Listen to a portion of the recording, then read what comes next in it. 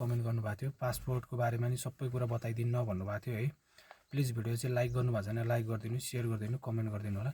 अब यस्तो हुन्छ है, पासपोर्ट नदिँदा राम्रो सकेसम्म। भोलि तपाईँलाई केही आपत पर्यो ओर्यो भने तुरुन्त थोरै के अरे इटलीमै बस्छु भन्ने हुँदैन होइन। फुत्त कहीँ जानु पऱ्यो म इटली बस्दिनँ मलाई आपत पऱ्यो ओर्यो भनेदेखि त यहाँ त के हुन्छ तपाईँको कस्तुरामा हुन्छ। कस्तुरा भनेको इमिग्रेसनले राखेको हुन्छ। तपाईँले त्यो म माग्नु पऱ्यो देश छाड्नु पऱ्यो भनेर हरेक कुरा गर्नुपर्ने हुन्छ होइन। छाड्नु पर्दाखेरि तपाईँले रिक्वेस्ट गर्दा ओर्दा नभ्याउने नराम्रो हरेक कुरा हुन्छ। सकेसम्म पासपोर्ट किन नदिने भन्दाखेरि अब यस्तो हुन्छ, पासपोर्ट हरायो भन्न पनि मिल्दैन। तपाईँ कसरी आउनु भएको छ भन्ने कुरा हुन्छ क्या। जस्तो अब तपाईँले प्लेन मार्फत आएको छ, जस्तो कुनै देशबाट रोमानियाबाट तपाईँ टिआरसी भएर प्लेनमा आउनु भएको छ भने त बिना पासपोर्ट त आउनुहुन्न होइन, उनीहरूले च्याप्छ।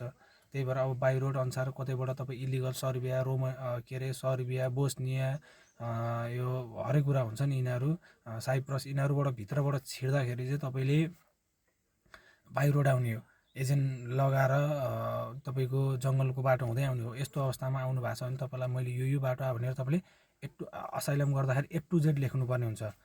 त नेपालबाट त्यो कन्ट्री कहिले आइस्, कति महिनाको भिजा दियो, टिआरसी छ छैन, यो छ छैन भन्छ, टिआरसी पनि छैन भिजा पनि छैन र त्यस्तो अवस्थाबाट आएको बेला चाहिँ पासपोर्ट पनि छैन, मेरो सबै कम्पनीले राखिदिएको छ, म यसरी चाहिँ यो अवस्थामा आयो भनेर भन्नु होला।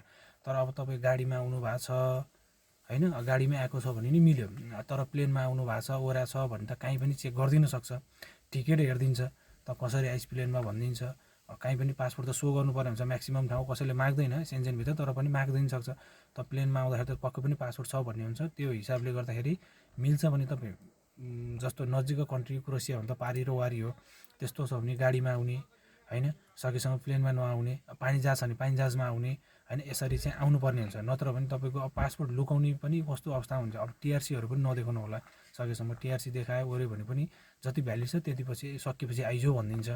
धेरै नै टाइट गरिरहेको छ अहिले, असाइलम हुनलाई पनि गाह्रो छ। अरू कन्ट्रीहरू टाइट भएको देखेर ओरेर होइन डकुमेन्टेसन गर्न ओर्न पनि अहिले धेरै नै टाइट छ। किनभने नर्मली कुनै पनि देशको भिजा भरै हामी आएको हुन्छ, त्यसले गर्दाखेरि त्यो अवस्थामा नगर्नु होला होइन।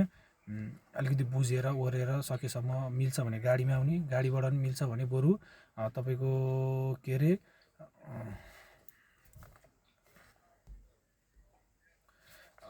मिल्छ भने तपाईँले प्लेनभन्दा बाहिर बाई रोड गाडीमा आउने, पानी जहाजमा आउने र पानी जहाजभन्दा बाहिर त अब सेन्जेनभन्दा बाहिर त तपाईँले उनी गरेर आउने हो होइन।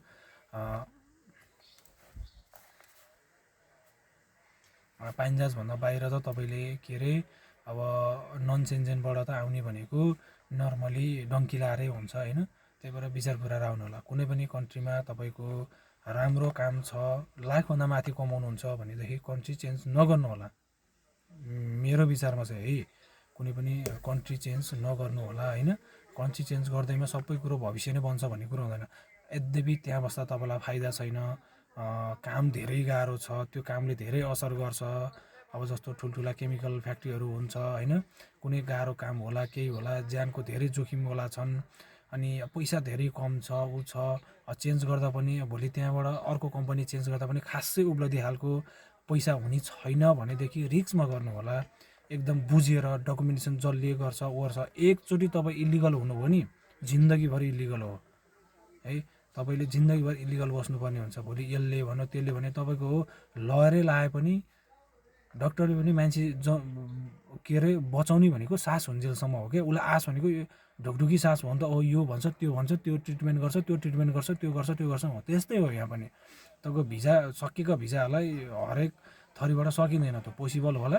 इम्पोसिबल भन्ने त जिन्दगीमा केही पनि हुँदैन, पोसिबलै हुन्छ। तर त्यस्तो हिसाबले चाहिँ नआउनु होला है। प्लिज भिडियो चाहिँ लाइक सेयर र कमेन्ट गरिदिनु होला। केही पऱ्यो ओऱ्यो भने पनि इन्क्वायरीको लागि मेरो नम्बर पनि बायोमा नम्बर राखिदिन्छु, तपाईँले सक्नुहुन्छ। र इटालीको लागि तपाईँलाई केही पढ्नु पऱ्यो ओर्नु पऱ्यो, नेपाली टिचर यहाँ 18-20 वर्ष बसेको टिचरहरू पनि हुनुहुन्छ, अनि त्यो अनुसार तपाईँलाई केही लयर चाहियो ओऱ्यो भने पनि हामी ग्रुपमा पनि राखिदिन्छौँ। सबै लयर अनुसारै तपाईँलाई कसरी के हुन्छ कस्तो हुन्छ होइन, हरेक कुरा चाहिँ तपाईँको समस्या के छ कसो छ भनिदिनु, हामी त्यो अनुसार पनि सरसल्लाह दिन सक्छौँ। हस् त, धन्यवाद।